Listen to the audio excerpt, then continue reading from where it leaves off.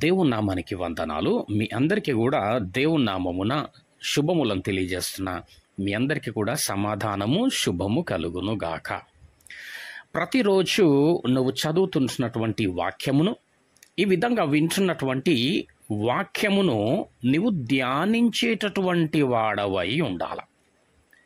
చదువుతున్నటువంటి వాక్యము ఏదైతే ఉన్నదో, నువ్వు వింటున్నటువంటి వాక్యము ఏదైతే ఉన్నదో దాన్ని అట్టి విధంగానే విడిచిపెట్టకుండా నీవు ధ్యానించి వాడవై ఉండాల. ఏమంటాడు దేవుడు కీర్తనలో? దివారాత్రములు దానిని ధ్యానించు వాడు ధన్యుడు.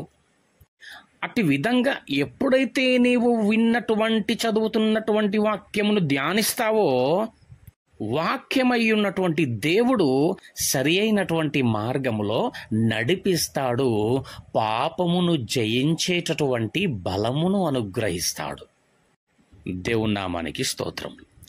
అంతేగాని విన్నటువంటి వాక్యాన్ని చదువుతున్నటువంటి ఆ వాక్యాన్ని విన్నామా విడిచిపెట్టినామా అనేటటువంటి విధముగా గనక నీ జీవితం ఉంటే సాతాను ప్రవేశిస్తుంది. నువ్వు చదువుతున్నటువంటి వాక్యమును, నువ్వు వింటున్నటువంటి వాక్యమును, ఆ సత్యమైనటువంటి వాక్యమును అబద్ధంగా చిత్రీకరిస్తూ ఉంటుంది. నీకు లేనిపోని అనుమానాలను కలుగజేస్తుంటది. దేవుడు నీకు ఇచ్చినటువంటి వాగ్దానములు నిజమేనా? అవునా? జరుగుతాయా? నా ప్రార్థన వింటాడా దేవుడు? నేను ఈ విధంగా చెయ్యగలనా, వెళ్ళగలనా అనేటటువంటి అనేకమైన అనుమానాల చేత నిన్ను బలహీనపరుస్తూ ఉంటాడు. నిన్ను నాశనమునకు నడిపిస్తూ ఉంటాడు.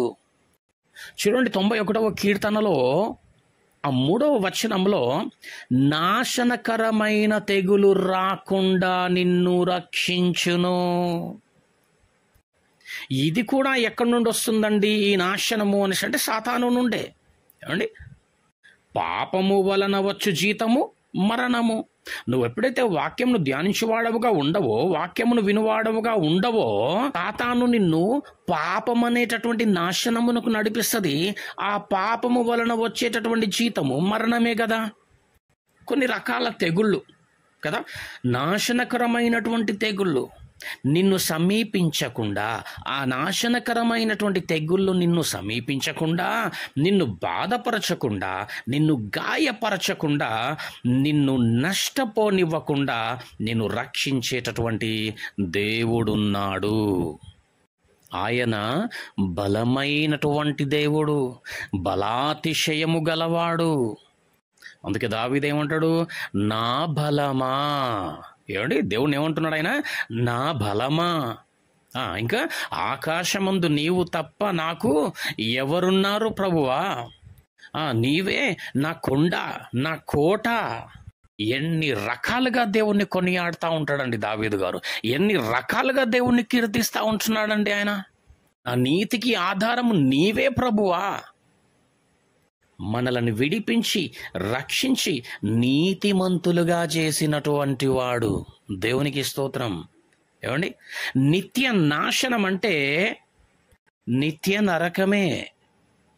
ఆ నిత్య నాశనమైన నరకము నుండి విడిపించినటువంటి దేవుడు ఈ లోకంలో నుండి వచ్చే ఏ కష్టము నుండైనా నిన్ను విడిపించగలడు, నిన్ను కాపాడగలడు, నిన్ను ప్రతి విషయములో నుంచి నిన్ను తప్పించగలడు, నిన్ను నిలబెట్టగలడు.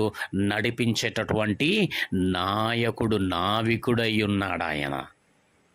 గనుక దేవుడు నీకు అనుగ్రహించినటువంటి వాక్యమును అనుదినము చదువువాడవుగా ఉండాలా. దానిని దీవారాత్రములు ధ్యానించువారమై ఉండాల. ఇటు కృపా నడిపింపు దేవుడు మనకు అనుగ్రహించును గాక. ఆమెన్.